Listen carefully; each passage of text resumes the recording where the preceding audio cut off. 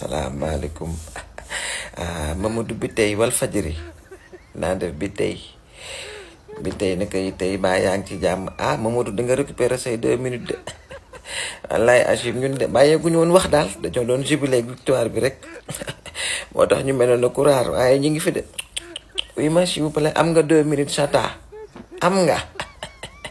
wallaay Achim merci beaucoup bi tey Mandik Mori oui ma s'il vous plaît damaa mel ne ku la dégg kët ci Bassirou Diomaye Faye son excellence ak Seydina Ousmane Sonko gi ñu ànd pale nga génn wax ci ba nekkat Ousmane Sonko war woon a dem ok day mel ne day toppee et cetera c'était pas nécessaire et cetera maanaam da nga insinuer ne dafa nekk la laax ben en tout cas de Bassirou Diomaye Faye joom nga ba tey joom nga de dama lay defal illustration bu ndaw rek dama naan peut-être li Ousmane Sonko di bañ mooy la daloon seen directeur Cheikh Niass ba mu xaacoo bëgg a dem palais pour déloger Macky Sall dem Macky Sall teppi tàngal ba fukki dërëb jox ko mu seex Marème génn ci néeg bi siñ ko ne ko Cheikh yaa ngi toog Cheikh jóge fa am 8 ans bi muy ñëw peut-être loolu la Ousmane Sonko di bañ. Et je suis sûr et certain que Ousmane Sonko xamna ne Bassirou Diomaye Faye il peut gérer seul à 100% cette mission d'aller rencontrer le chef de l'État sortant. Loolu moom c'est clair waaye dafa fekk ne dangaa nekk di ñàkkal fayda métier bi nga xam ne moom ngay def te xamoo ko parce que nii nga ci xalaatee dañ ñun ñoo ko waroon a xalaatee ñun les Sénégalais lambda les simples qui n'ont pas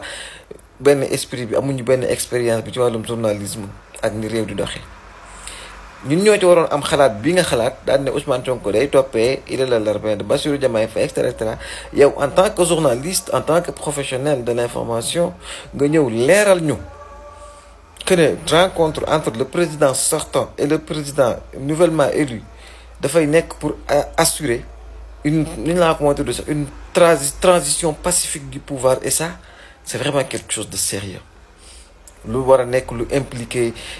day ay partage ay yenn information yu ñu joxante ay information clés surtout ay conseils ci wàllum gouvernance gestion des affaires nationales et internationales ainsi que def li nga xam ne si moo indi Sénégal fi ñu toll tey la promotion ou réconciliation et de l'unité nationale bi nga xam ne si moom ci la nekk di ci liggéey fan yépp Macky Sall di ci liggéey Ousmane Sonko ñeneen ak ñeneen acteurs politiques yépp di ci liggéey te tamit nga war a jàngal Sénégalais yi war a am xalaat bu mel noonu ne leen ce genre de rencontre là dafa war a nekk loo xam ne si dafay engager mutuellement en tout cas dafay ñaari cas yépp pour le bien du pays pour le bien des citoyens garantir une transition en douceur et ordonnée ba président Bassirou Diomaye Faye mën a ñëw xam ci lu leer nañ lu mën a toog yow mi nekk journaliste au lieu nga nekk war ñoo xamal loolu ñun war ñoo defal une analyse pertinente pour wax ñu la signification de ce que Ousmane Sonko a fait pour Diomaye Faye dem ba muy dem rencontrer Macky Sall nga def ci analyse bu ñàkk fayda bi nga xam ne vous n'avez rien du tout dangaa ŋaang rek ñepp ëbbali bu rëy nga fi ëbbali tey bett nga ma trop waay bi tey en tant que journaliste de seen métier mi da ngeen ko mujj yàq caxat ko ba nga xam ne ñun sax on a notre mot à dire bu ngeen génnee ëbbali wax joxaat leen kër liggéey bi ngeen liggéey on ne vous demande pas de faire les choses